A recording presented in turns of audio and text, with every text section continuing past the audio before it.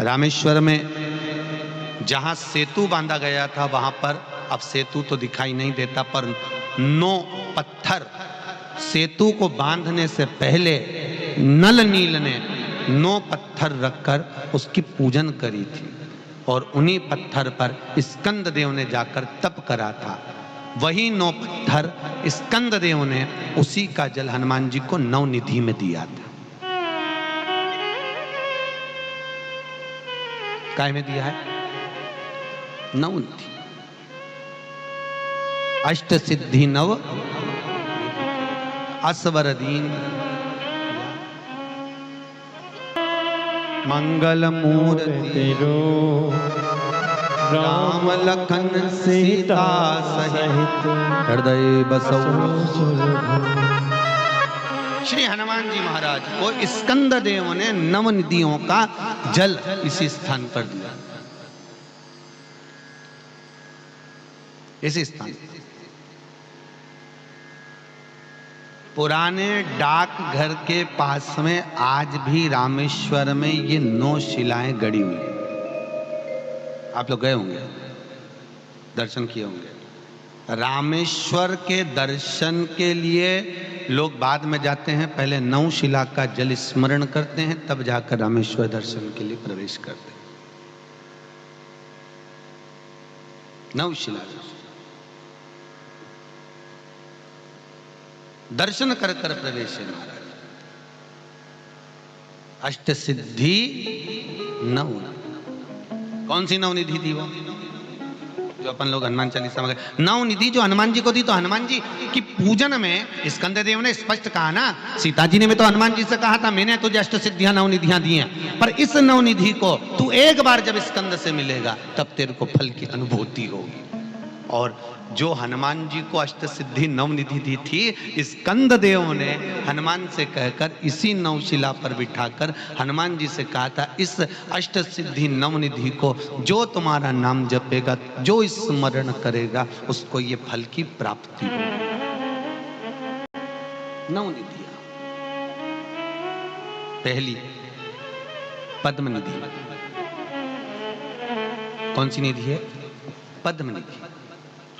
ये हमारे हनुमान जी महाराज का केवल दर्शन करने पर पद्म निधि प्राप्त हो जाती है, अर्थात हनुमान जी के दर्शन से जन्म लेने के बाद हम जिस हनुमान जी का दर्शन करते हैं उसके बाद हमारा एक कुल तर जाता है, उसमें हमको दुख नहीं, भोजन की व्यवस्था नहीं।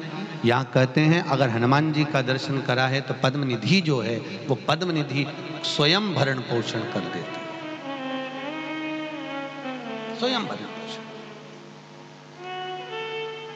दूसरा महापद्म निधि। महापद्म निधि एक ऐसी निधि है, स्कंद देव दूसरी शिला पर बिठाकर श्री हनुमान जी महाराज को उस दूसरी शिला पर बिठाकर जल का जब आचमन करा रहे हैं तो वो कह रहे हैं स्कंद देव कि ये महापद्म निधि है। हनुमान, ये वो निधि है जिस निधि से व्यक्ति अपने जीवन में दान कर पाता है। दान कब करता है? जब उसके पास में कुछ हो। कुछ नहीं होगा तो वो देगा क्या? अरे बोलो तो।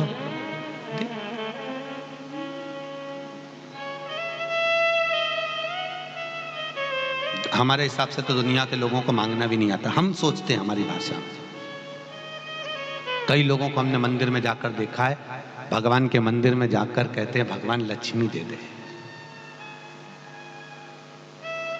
ईमानदारी से बोलना, तुम्हारे घर पर आके कोई कह दे कमला दे दे, तुम जूता लेके भागो कि नहीं भागोगे? अरे बोलो सर मेरी वाइफ को मांग रहा है, शर्म आती तेरे को? रत्ती भर भी हम डायरेक्ट भगवान से करें भगवान लक्ष्मी दे दे। भगवान को भी कितना बुरा लगता होगा, एक ही पत्नी बस इसी को दुनिया के लोग मांगते, कभी नहीं कहते कि तू चल। कोई नहीं कहता कि भगवान से कि तुम चलो, पर जो मांग रहा है केवल एक ही बात कहता है, लक्ष्मी दे दो, लक्ष्मी दे दो। भगवान भी कहता है, एक बार लक्ष्मी को भी अहंकार आ गया। लक्ष्मी जी बोली प्रभु देखा मेरी सत्ता देखी, दुनिया में कोई काम नहीं सरकता मेरे बिगड़, भगवान के आओ देख मुर्दा जा रही है। तो लक्ष्मी जी बोली इसमें कौन सी बड़ी बात है, अभी देखो सब भगेंगे। लक्ष्मी जी ने ऊपर से सोने की मुद्रा बढ़कर, जो नीचे पट की मुद्रा है सब लेके भग गए। सब लेने के लिए भागे। भगवान से लक्ष्मी जी बोली, देखी मेरी सत्ता। भगवान के काय की सत्ता, वो देख मुर्दा, उसकी तो छाती पे पड़ी, वो ऐसे कैसे पड़ा, वो तो उठाएगा। उसने कहा उठाया, तो क्या वो तो शव है, वो तो बॉडी है, वो शव क्या लक्ष्मी उठाएगा, वो पैसा उठाएगा? तो भगवान बोले यही तो बात है लक्ष्मी, जब तक मैं उसके शरीर में हूं तब तक तेरा सम्मान है, जिस दिन मैं शरीर से बाहर हूं उस दिन कोई तेरा सम्मान नहीं। फिर वही वाली बात आ गई। एक व्यक्ति ने पूछा, गुरुजी ये 3 चीजें किसी के मरने पर फेंकी जाती है, एक फूल, मखाना, पैसा, फेंकते हैं इधर की नहीं फेंकते? कहीं गाँव में देखा होगा आपने, फूल, मखाना, पैसा, राम नाम सत्य, खेकर फेंकते हैं। क्या कहकर फेंकते हैं? राम नाम। अच्छे से बोलो, हाँ अपने मरने के बाद अपन बोल ही नहीं पाएंगे, आज बोल लो।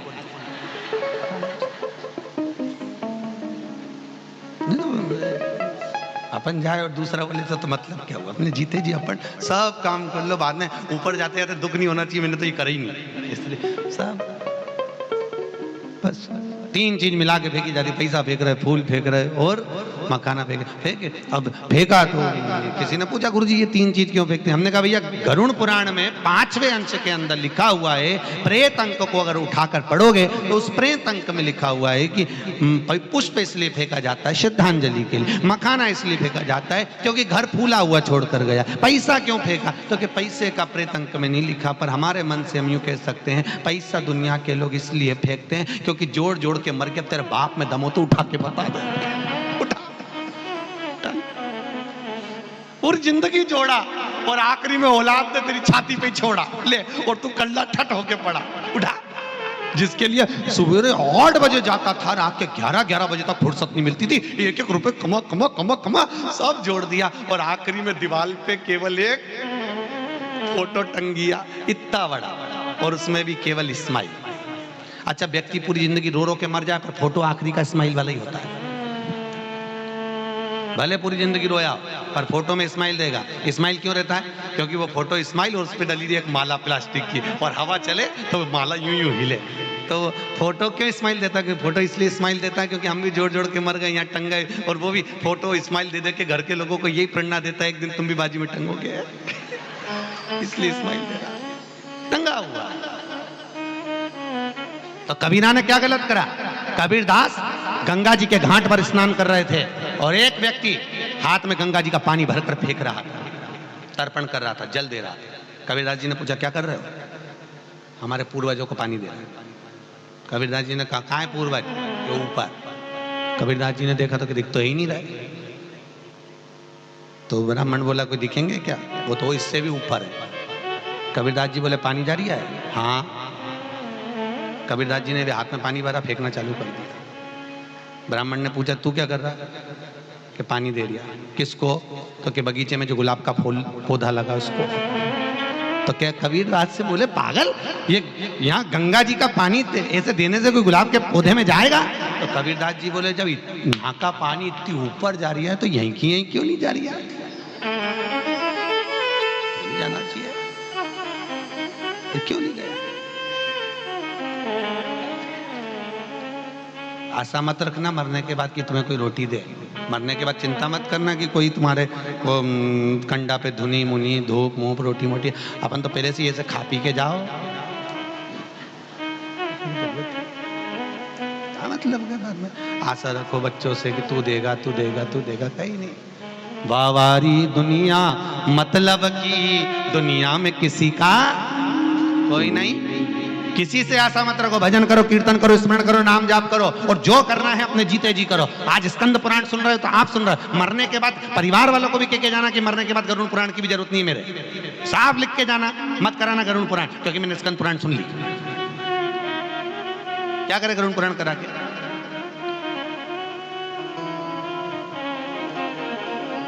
तो एक बुढ़ा व्यक्ति मर गया, उसके मरने पे बहू उनके पीछे पीछे गीता जी बाँच रही थी। हमने जाके देखा क्या कर रही है कि गीता जी बाँच रही। तो हमने कहा गीता कोई मरे हुए को जगाने का थोड़ी ना विषय है, गीता तो सोए हुए मन को जगाने का है, गीता मरे हुए को जगाने का नहीं है।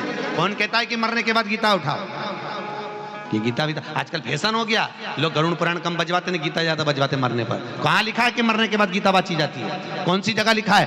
क्या अर्जुन मर गया था जो गीता सुनाई गई थी? गीता मरे का विषय नहीं, गीता सोए हुए चित्त वृत्ति को जगाने का विषय है महाराज। यह शास्त्र कह रहा है, शास्त्र बढ़ना मृत्यु पर्यंत कौन बोल। आज प्रथम निधि है पद्म निधि, दूसरी महापद्म निधि। पीढ़ी को दान धर्म सत्कर्म जो दिया जाए वो श्रेष्ठ होगा तो दोगे, नहीं होगा तो कौन दे। महापद्म निधि ये दूसरे नंबर की निधि है। हनुमान तेरे दर्शन से महापद्म निधि प्राप्त हो। तीसरी निधि नील निधि। कौन सी निधि है? नील निधि। हनुमान जो तेरा दर्शन करेगा, इस रामेश्वर सेतु पर जो आएगा और इस 9 शिलाओं के दर्शन के रूप में मान लो हनुमान का भी दर्शन कर लेता है, तो उसकी 7 पीढ़ी में अगर कोई दान भी नहीं करे तो भी उसको लाभ मिलता ही रहता है। नील निधि तीसरे नंबर। 9 निधि में चौथी निधि है महाराज मुकुंद निधि। कौन सी निधि है? मुकुंद। 5 भाइयों का परिवार है, 4 भाइयों का परिवार है, याद रखना। 5 भाइयों का परिवार, 4 भाइयों का परिवार। माँ बाप को यह नहीं मालूम रहता कि मेरा बेटा कौन सा पूरे घर का संचालन करेगा। किसी माँ बाप को मालूम है कि बड़ा बेटा चलाएगा कि छोटा चलाएगा कि मंजिला चलाएगा कि संजिला चलाएगा? किसी को नहीं मालूम। पर जिसके भाग्य में मुकुंद निधि लिखी होती है, घर को वही लेकर चलता है। कौन सी निधि? जम के बोलिए। आप लोगों ने पहले 9 निधियां पढ़ी हैं कि नहीं पढ़ी हनुमान जी की? नहीं पढ़ी ना? हाँ, तो अष्टसिद्धि 9 निधि मालूम होना चाहिए आपको कि आप रोज हनुमान चालीसा में पढ़ते हो अष्टसिद्धि 9 निधि के दाता असबर जान की माता। तो बच्चे पूछेंगे माँ ये निधि कौन सी है? तो बताओ उनको कि इसमें एक होती है मुकुंद निधि। कहते हैं कि उस मुकुंद निधि के बल पर घर में 5 लोग हैं, 4 लोग हैं, 3 लोग हैं, 3 बहुएं हैं, 4 बहुएं हैं, 2 बहुएं हैं, किसी एक बहू के भाग्य में लिखा रहता है कि उसको घर में लेकर चलना है, भले उसको यश मिले चाहे नहीं मिले। दुनिया के लोग ताने दें तो कुछ भी कहें, पर उसको परिवार लेकर चलना पड़ता है। वो मुकुंद निधि के अंतर्गत आता है। मुकुंद निधि वो मुकुंद निधि है जिसके अनुसार हम अपने परिवार को साथ रखें। फिर अगला वर्णन है 5वें नंबर पर नंद निधि। कौन सी निधि है?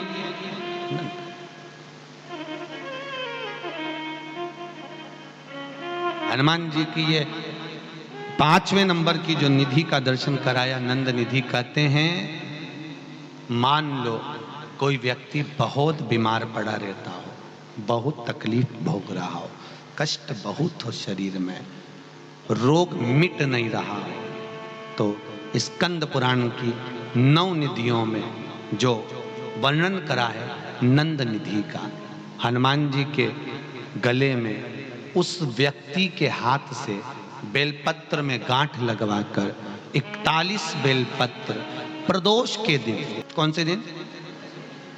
प्रदोष के दिन, अगर हनुमान जी को समर्पित कर दी जाए, केवल 2 या 3 बार नंद निधि का स्मरण कर कर समर्पित करी जाए, वो व्यक्ति का रोग धीरे धीरे मिट जाता है, स्वस्थ हो जाता है।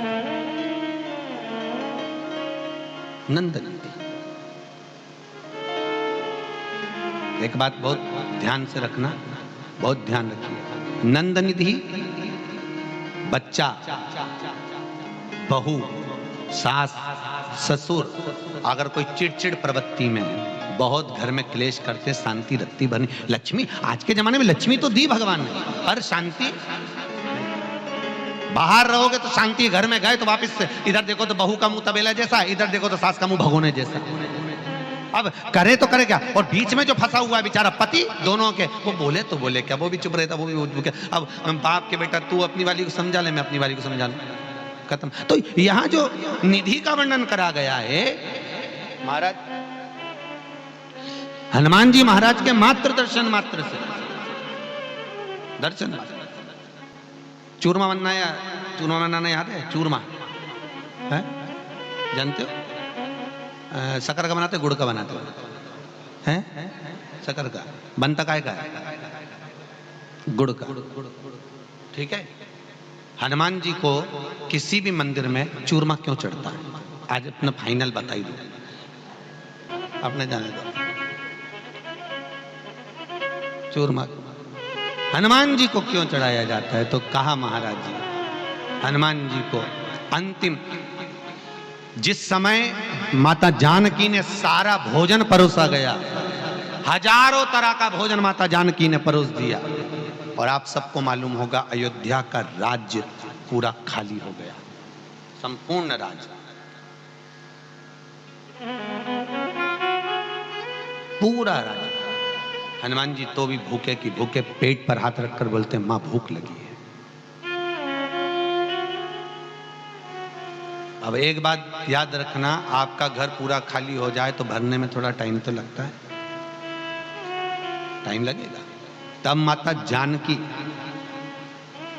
आटा रखा हुआ था, उसको गुड़ के साथ मलकर, सेक कर, मलकर, मकर निधि हनुमान जी महाराज के लिए राम जी ने तुलसी का दल दिया। कौन सी निधि?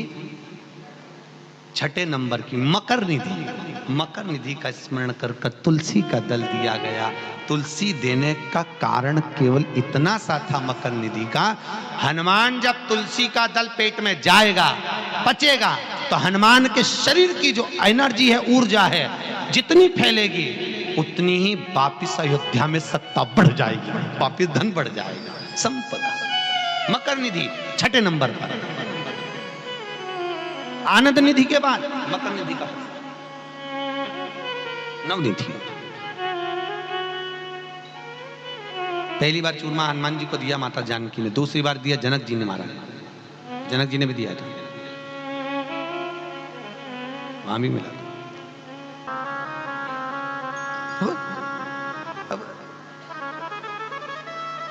अब नहीं समझे तो समझ होता है ना, कई बार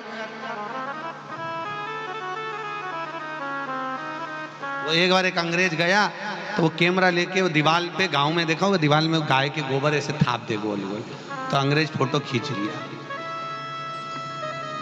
किसी ने पूछा ये काय को खींच रहा हो? कि ये समझ में नहीं आ रहा गाय ऊपर चढ़ी कैसे, ऊपर कैसे चढ़ी है?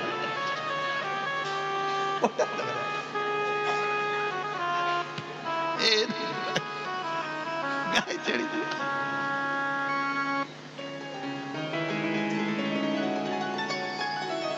भगवत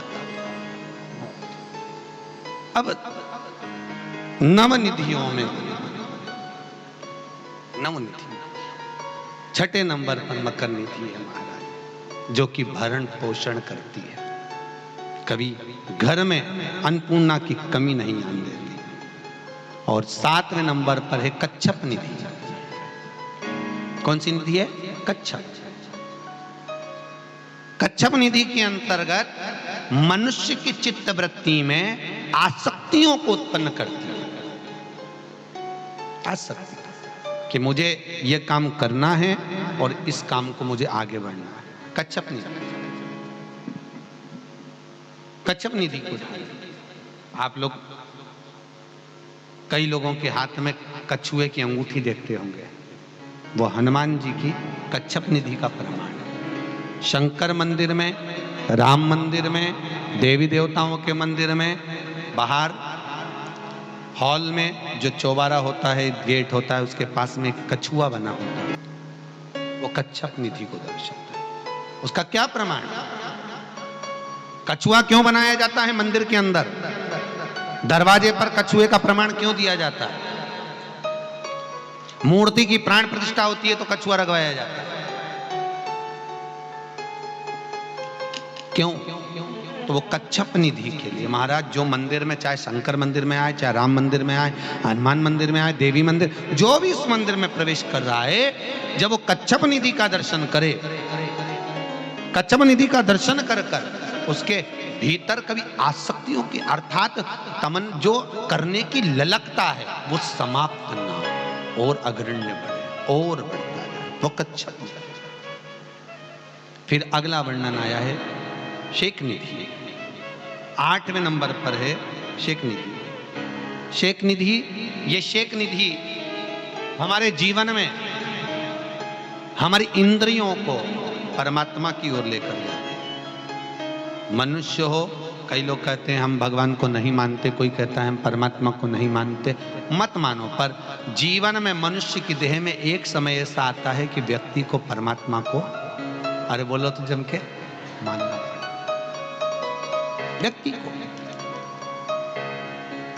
अकाल मृत्यु वो मरे जो काम करे चंडाल का, और काल उसका क्या बिगाड़े जो भक्त हो महाकाल का। याद रखना, आपके परिवार वाले आपको अंदर आईसीयू में धकेल कर, आईसीयू में वेंटिलेटर पे रखकर आप बाहर खड़े रहोगे, अंदर डॉक्टर होगा, और डॉक्टर भी जब बाहर निकल जाएगा सिस्टर होगी, सिस्टर भी बाहर निकल जाएगी कंपाउंडर होगा, कंपाउंडर भी बाहर निकल जाएगा। तब उस समय पर आईसीयू में वेंटिलेटर पर कौन होगा?